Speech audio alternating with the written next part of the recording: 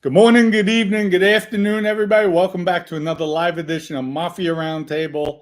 Sacali Corner Unfiltered, red ass Dominic Sacali. I gotta change this light. I'm sorry, folks. It's bothering me. So we'll change these lights around a little bit. Just bear with me. I'm by myself, so.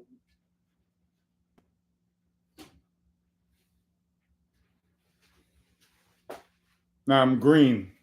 The green man.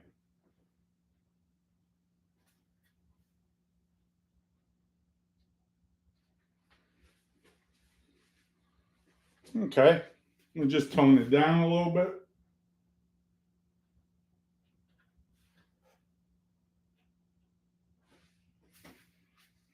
Okay, better, I think. Oh. Yep. Guess a little bit better. Tomorrow, we're going to hook up the cameras, the microphones again. So right now, I've just been filming off my laptop, so I move things around. So hope everybody's having a great day. Busy as always, plugging away. All-Star with his bets. We'll start off with All-Star's bets, his lines. Dom green hat. No, Dom has no hat. Dom blue shirt, Dom white shirt. You got the white shirt, official Crypto Nostra. There we go. So dime. Oh, I got a green hat for a dime and a blue shirt for $2. Oh, damn. Pat's putting his bets in. There we go, folks. There we go. Let's say hello to everybody. We have Cynthia, Uncle D in the house, All-Star. Who else? Johnny Privalone. Anthony, Francisco. Good to see everybody. Sam the Man. What's up? What's going on? Pat. Scully. Shay, what's going on? We got the dogs crying in the background. Tina, good to see you. Who else do we have? Let's scroll down. Dalen, what's up? Got kicks. Yep, we up. What's up, Dom? Ain't nothing. Ain't nothing but a thing. Wise Guy Media, how's it going, Big Dom? Ready for a show. Blessings your way from Danny Pepper Serrano. Was I active in Brooklyn? What I hated the most being around certain individuals, egos and mind games. You know it. You know it. Oh, Joseph already got murked. That's it. Who got him? Johnny got Joseph. Who else do we have here in the chat? Craig, what's up? York, what's up? Scully, what's up? Anna Banana, what's going on, girl? Lizard, what's going on? How are you today? Giles, who else we have? Joseph. Not me wrong, Joseph. Okay. The Bronx in the house. Chris, what's up? Forget about it. That's what Chris says. You know what, folks? I had somebody hit me up on Instagram, an old friend, and I forgot. We're talking. We hooked up today. We spoke. It's been quite some time. We went to grammar school together. I'm not going to say who he is, but I went with his family, his mother. My condolences to the family for the loss of his mother in 2014. It's been a while, but he even said, my mother always loved you as a kid, and we were kids. We were in the 6th grade. Went through grammar school together, played ball together, and I even told him. I said, I went on a skiing trip with his family. They took me, and Elk Mountain, Pennsylvania. He said, damn, Dom, you have a good memory. Yeah, I have a good memory. I remember I went down the Black Diamond. He was coming down behind me, and I waited on the plateau after going down maybe 25, 30 feet. He went down about 10. He's like, oh, no. Took his bindings off, his skis, and walked back up. He said, I'll see you down taking the trail. He said, I didn't remember that. I said, oh, I did.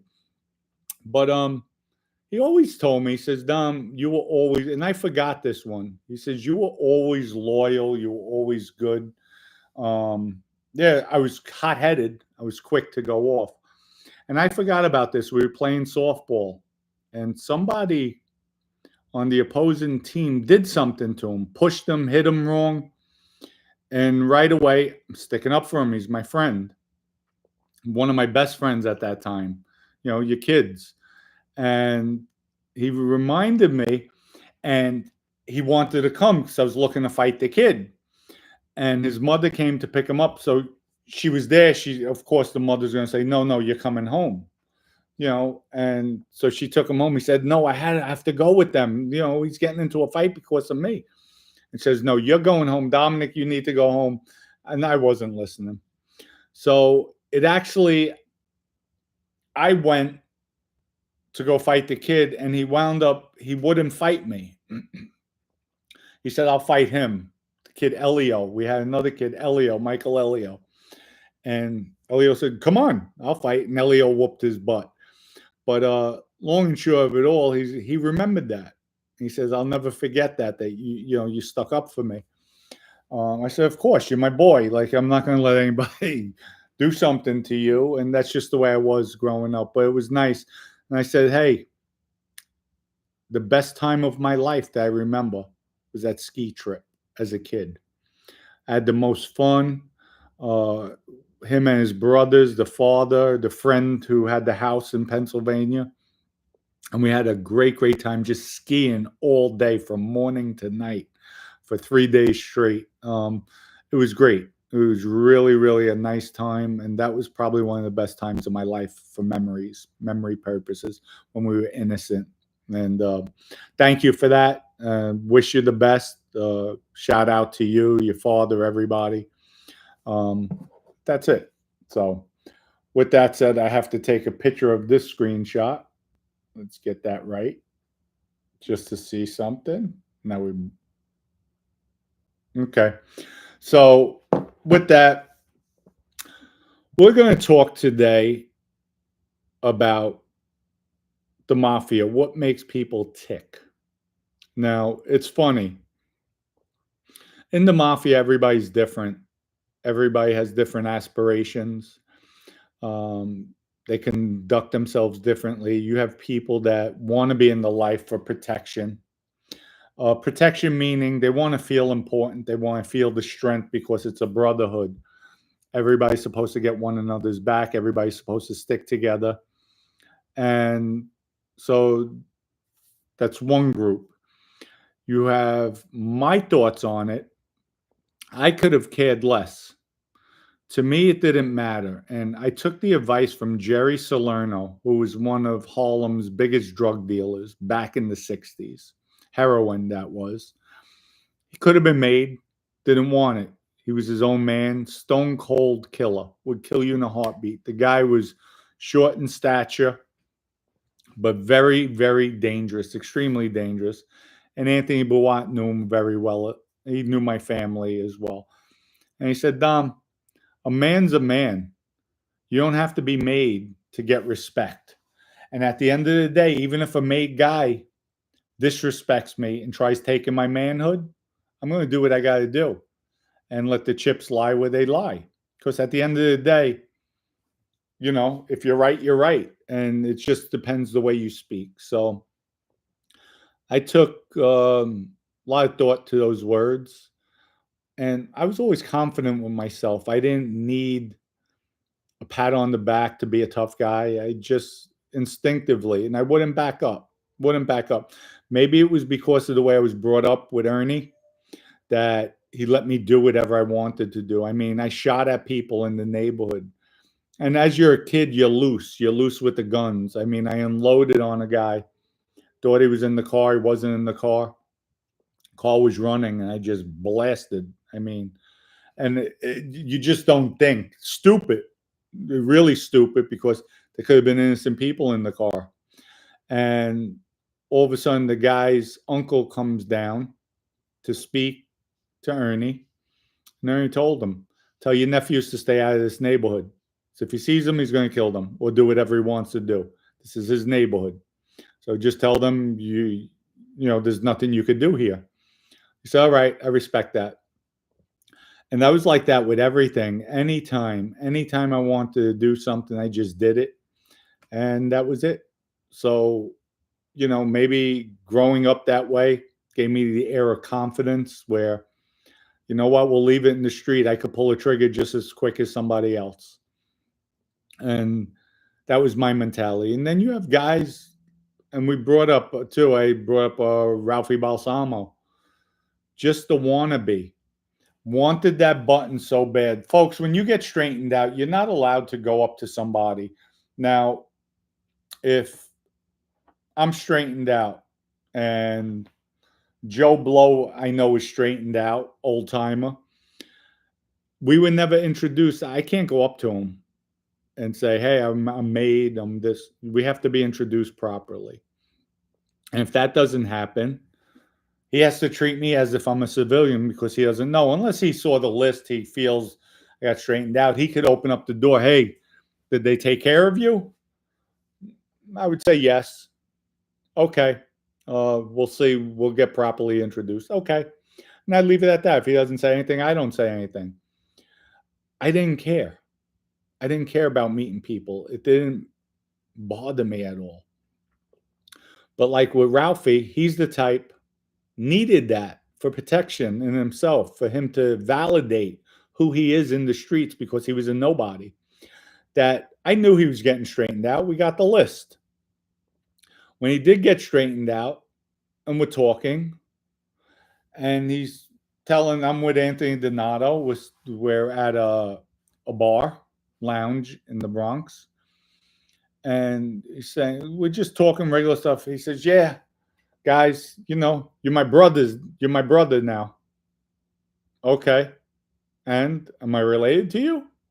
That's what I told him. Am I related to you? No, no, no. We're brothers. Well, unless I'm related to you, we're not brothers. So I don't know what you're talking about. Oh, okay. And he knew, and I was just messing with him. I knew what he was talking about. Adam Rogers, thank you for the contribution. Just watched your old interview with Jeff. Yeah, I know. But thank you for the contribution. Appreciate it. But yeah, that was to me. I didn't like that. I didn't like that. So to me, that's a phony. You need a badge. We call it a badge, a button. You have a lot of vernacular for it, and I just didn't like him stating it like that. So that bothered me. And I feel a man's a man's a man. And that's it. So a lot of these people, they need it. They needed to feel validated in the streets. I never did.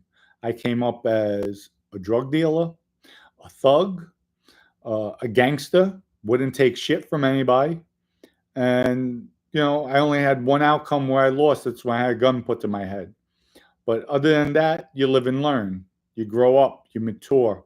You learn how to conduct yourself properly. You know when to stand up, when to shut up.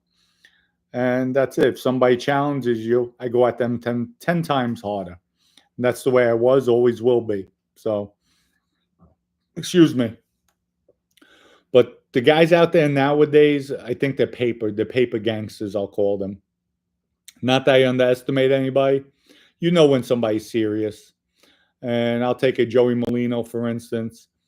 When he told Gene, I want you to come up here, you come up here. You could see in that man's eyes he's serious. You know there's no playing with him. All joking aside, the man is a stone cold killer, without a doubt. Been there, done that. So, and I'm not bringing up his past, his history. It's out there. It's been out there for many, many years. And I'm not saying anything the government doesn't know, people out there don't know. But you could see that in his eyes, the way he talks, how serious he is. Now, there's other people on YouTube. They purport to be gangsters. They're nothing. They're nothing. They're just paper. They might have a body or two under their belt.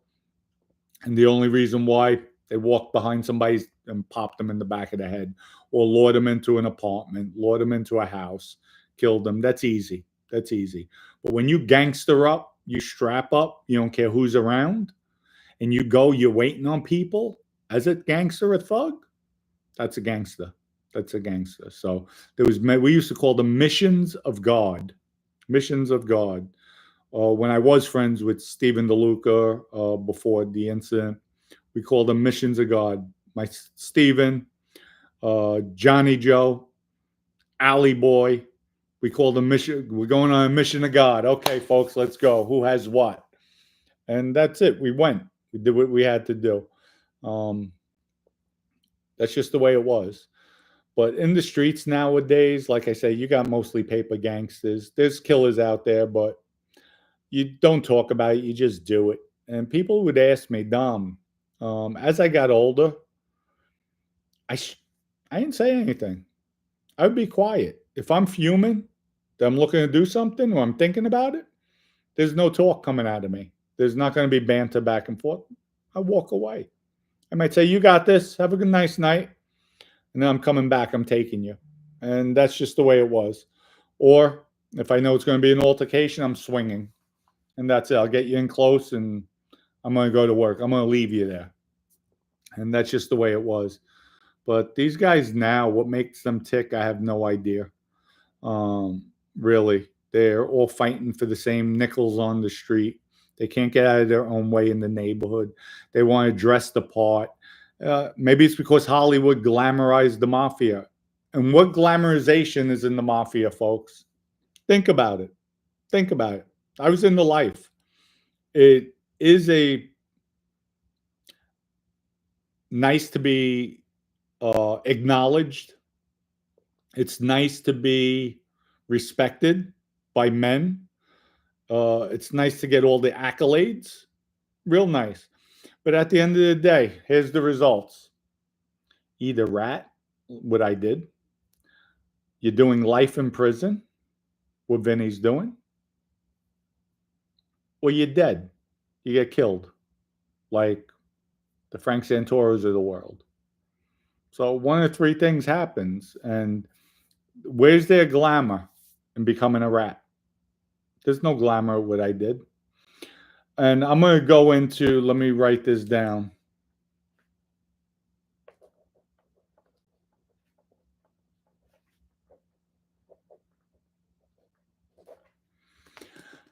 There's no glamour what I did. Going to jail, doing life in prison. Where's the glamour? Where's the glamour? You have lowlifes and scumbags around you in the prison system. You have good guys, though. There's some good guys. Majority of them are just lowlifes. You wouldn't even give them the time of day on the street. And yet, where's the glamour in that? I'm doing life. Whoa, whoa, whoa, whoa. Where's the glamour in getting a bullet in the back of your head? There's no glamour, folks. But Hollywood glamorized it like it's fun. It's a great life. It's a camaraderie, unity. If you look at all these mob shows, at the end of the day, when you really look at them, the deceit and the betrayal is disgusting. It's not what it is. But they want to glamorize it because we had this, we have this club, we have that club. So legitimate people. So legitimate people. So that's where it changes. I was asked a question yesterday, and here's what I wrote down: remorse. How is it to kill somebody? How'd you prep? What did you think of? Did it bother you after you killed somebody? With me, answer is no. And trust me, I have a big heart. I do have a big heart. It didn't bother me at all. They were all street guys. And it's business. Even when I had the hit to kill Greg Andres, when we thought we had the hit coming down from Joe Messino, okay, oh well, he has to go. You're in a mode, you're in the streets, you're thinking gangster. Like I told you, I said in one of my earlier shows, you have to be cold. You have to be cold-hearted out there. You can't show weakness. You can't show compassion for anybody. You're in a circle, you could show it. You could show it, but you can't broadcast it because that's a sign of weakness, and people will take that and try to take advantage of you. So remorse, I didn't have any remorse. I just geared up and did what I had to do. It's part of the life. It's like being in the army, or if you're at war, you have to take out the opposing forces. So then I was asked, after you took a life, or after you hurt somebody, after you really put somebody in the hospital, how did you feel? Did it bother you? Did you have remorse? No. Then as I thought about it, well, did you ever have remorse on anything? Did you ever have nightmares? That's what, also nightmares was the question. I'm like, no, never had a nightmare. I slept cool. Even my killings, I never had a nightmare over it. I'll tell you one thing. minimum of 4 years. 4 years, folks. I could not sleep. It was bothering me. I was sick to my stomach, and I had nightmares when I ratted. When I became a rat, I mean, I would wake up crying, crying in my dream, crying. I'm sorry. I'm sorry. I was just tired, like just waking up, having dream after dream after dream. Couldn't live with myself with it. I mean, I was depressed, sick. And that's the only time I really had nightmares, when I became a rat, when I ratted on my friend, my best friend. It really bothered me. Till this day, it bothers me. But I've learned to live with it, accept it, and move on from it. And that's what keeps me focused, not to do wrong. That's what keeps me focused to move forward, do the right thing, stay legit, stay as a civilian with that change. Because if I do something, I'm in it 1,010%. There is no half pregnant with me. It's one way or the other. Um, and I will not fail. The only time I will come out of my promise, my dedication, my change of life is if my life is threatened, or if somebody in my family is threatened, or somebody does something to anybody in my family. All bets are off. That's the only time. And I don't care about jail. Jail doesn't scare me. Not that I want to go back, but it doesn't scare me. It's hanging out. I have less stress in jail, actually. This is my life: working out, eating right, going out once in a while. We'll have a few drinks, go out. But the only thing in jail I'm missing, you don't have a woman and you're not drinking. So other than that, it's no, it's just same thing. And you don't have your freedom, of course. That's important too. You know, you're locked down, you stay in. But as long as you're reading your books, you get by. But all in all, the mafia is not a glamorous life at all. But Hollywood created that. That it is a glamorous life. It's a special life. It's a secret society. It's no longer secret. It hasn't been secret for many, many, many years. Um, and it's lost. I feel it's lost its luster, but actually, it hasn't. It hasn't. YouTube, this mafia genre, I think brought back a lot of luster, because it makes people who come on to see the show listen to hear about the life. What do mobsters think? How do they think? What are they doing? Wow, is Dominic right? This guy's a punk. This guy's soft. This guy's doing drugs. You're not supposed to be doing drugs. Why isn't he getting killed? Why isn't that? Why isn't that happening? Well, the Genovese's a good family. They're the best family, but they have junkies as captains.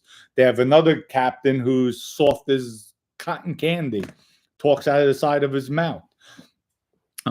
Even my friend today knows Ralphie Balsamo.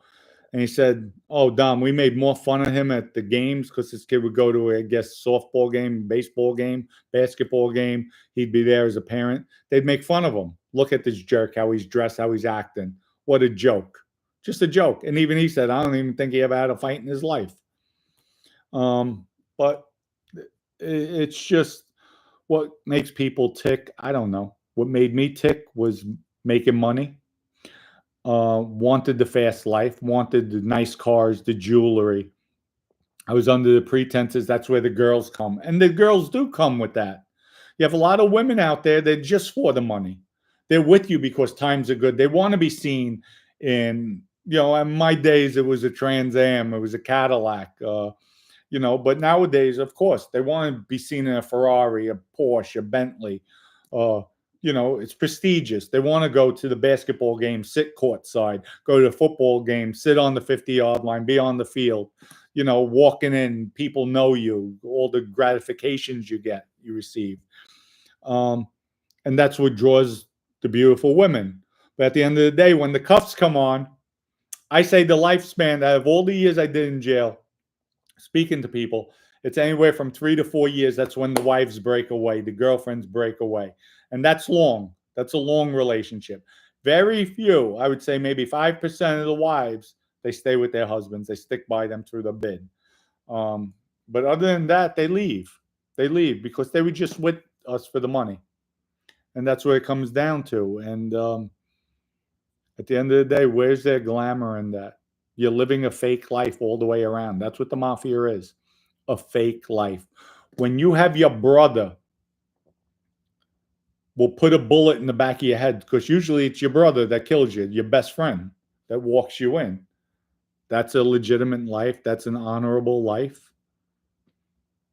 And even in my case, me ranting on my best friend, but it got to the point where you opened up your mouth about me. Because of your mouth, I'm in here. And then I'm asking for help. I'm getting no help to liquidate all my assets. Not getting that. Come to find out, who's selling this, who sold that, who got rid of this. This is being taken from me. That's being taken from me. I have no guys. Where's the loyalty? Our sports book, 750,000 came in halfway through the football season. Where's my cut? Oh, I don't know what's going on. You know what's going on. It went to you. So at the end of the day, I said, you know what? I'm done. I'm done. What am I? I'm here because of his big mouth. And I was done. But that was where I had all the nightmares, me cooperating. And that crushed me. That crushed me. You can believe it. You don't have to believe it. But I'm telling you, that's where it destroyed me. It destroyed me. It took me a long time. Till this day, it bothers me. But, like I said, I've learned to live with it. So let me take a sip of water. We'll answer some questions.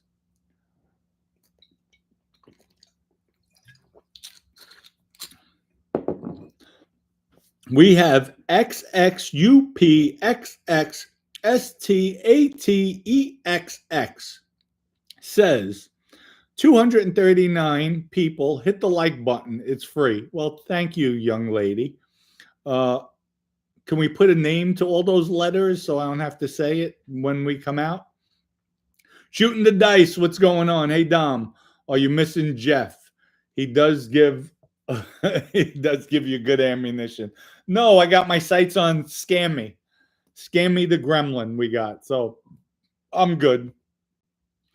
And Sammy will never respond because he'll say, I'm not going to engage because it only gives him views. That's what he wants. Sammy, I don't need views. I don't care about views. That doesn't get me going. You won't respond because I will cripple you verbally. I will open you up like there's no tomorrow. So, where were we? Okay, we got XXUP. Okay, upstate New York. Okay, there we go. Upstate New York is the young lady. Animal Audit Corner. Question: what would you say to a woman who wants to be with guys in the life? Why? Why? That's what I would say. Why? Now, if you want to give me a response, any of the ladies? So any woman, we have a few ladies on here. If you wanted to be with a guy in the life and you asked me, I would say, why? So why would you want to be with a guy in the life? If any of the ladies say, this is my question to the ladies. Why would you want to be with a guy in the life? Let's see. If nobody answers, I'll figure something out. I'll answer it. But hopefully somebody will answer it. Camilla, the question is for you. I like that one. So, let's see. Camilla gave an LOL. Okay. Johnny Privalone had a side job doing some framing and sheetrocking. Francisco, no drumming this weekend. LOL. Money respect, said Mob Talk Social Club. Tony says, they went 2 years ago. They were the hottest channel on YouTube. Battery 2,000 plus. Okay. All right. So I'll answer it. A woman in the life, for them to be in the life, maybe they're attracted to the life. They like all the accolades. They like to hear if they're walking in the neighborhoods when you had the neighborhoods. Oh, that's so-and-so's girlfriend. Or watch out, that's so-and-so's girlfriend. Oh, can I help you get all the accolades? How's your husband doing? How's your man doing? Makes them feel good too. You have a lot of women that are like that.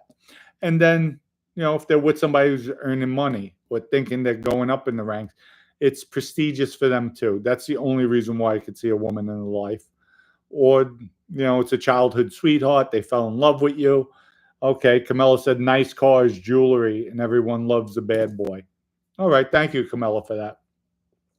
But after you lose your cars, your jewelry, your money because you go to jail, government takes your money, you get some time, then what? Then what? So that's the difference. Lizard says, "Hey Dom, would you have a sit down with Mikey Scars or Mikey Francesi?" Actually, um, Scars would have to call me, and I would talk to him. I keep it open, and I give him a piece of my mind. But I'd be cordial with him. I'd be open. Franchise, we scheduled it for August 2nd. August 2nd, I'll be in his studio. We'll be face to face, and the books will be open. So there it is, folks. August 2nd, we plan. I'm heading out to LA on the 1st. I'll be in Michael's studio. We plan for August 2nd. So I don't know if it's going to be live or not. I'm going to suggest maybe if he wants with his fans, we do a meet and greet out there, whatever he wants.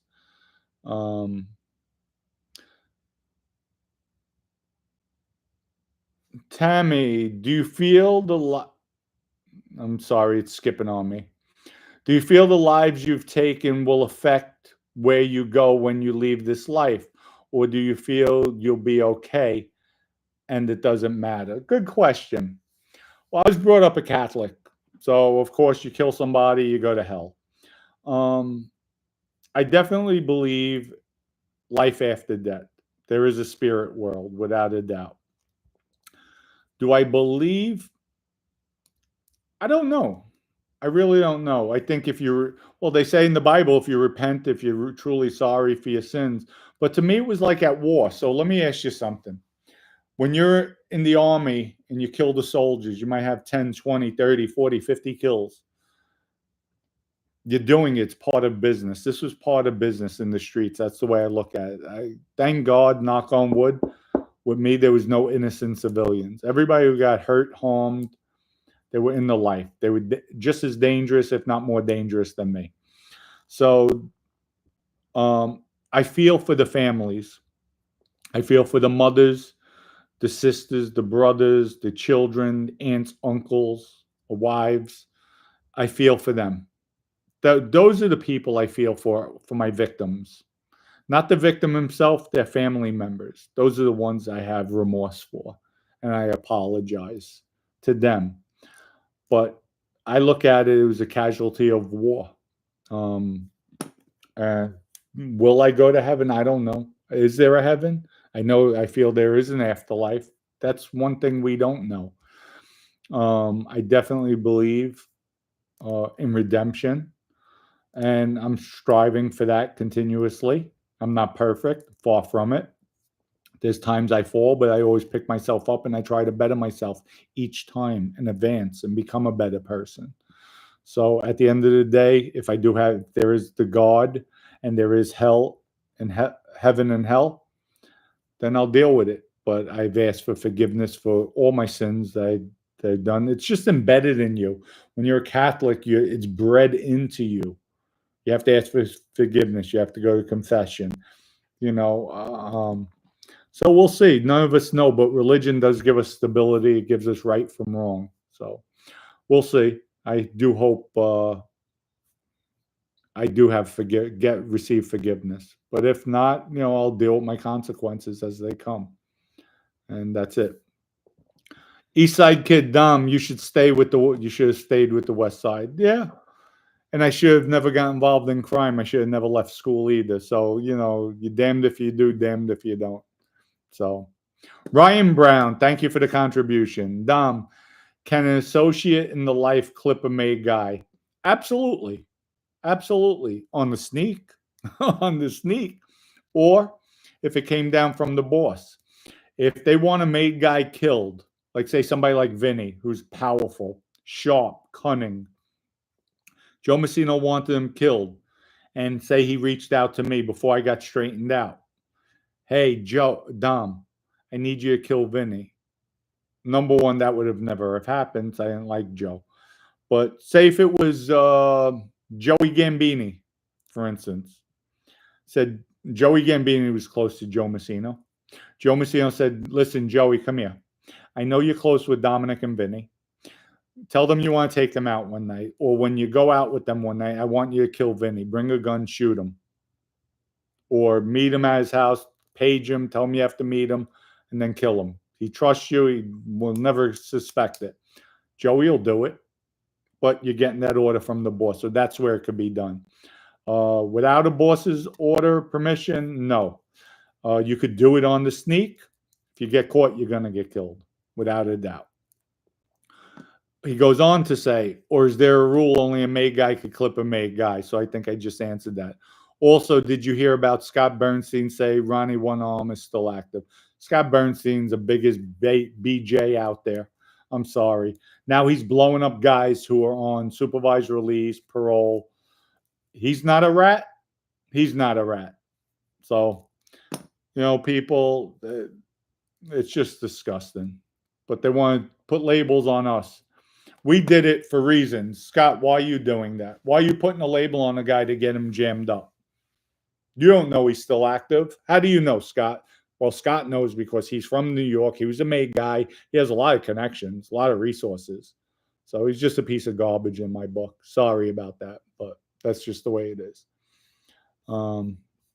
Let's see what else we have. Tommy says, Dom, is it true about the arm? I have no. Oh, if you're talking about any one arm, I'll say no. He's not in. He's retired. He's chilling out.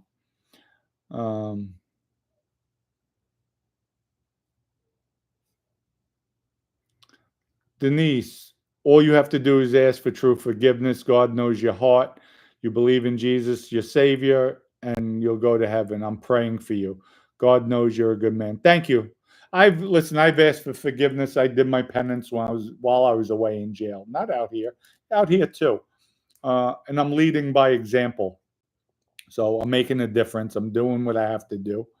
And that's it. So at the end of the day, hopefully, I'll go to heaven. If there is a heaven, there's a heaven. If there's a hell, there's a hell. We'll see. We'll see at the end of the day. Kerr says, have faith in God, Dom. And yes, keep repenting every day. I'm an Orthodox Christian. You can look at it. You can look at it as well. You may not be such a good Christian. Certainly, I'm not. We sin every day. We need to choose God. Absolutely, without a doubt. You know what, folks? I've been to all different types of churches, different types of religion, because none of us know. Is God Jehovah?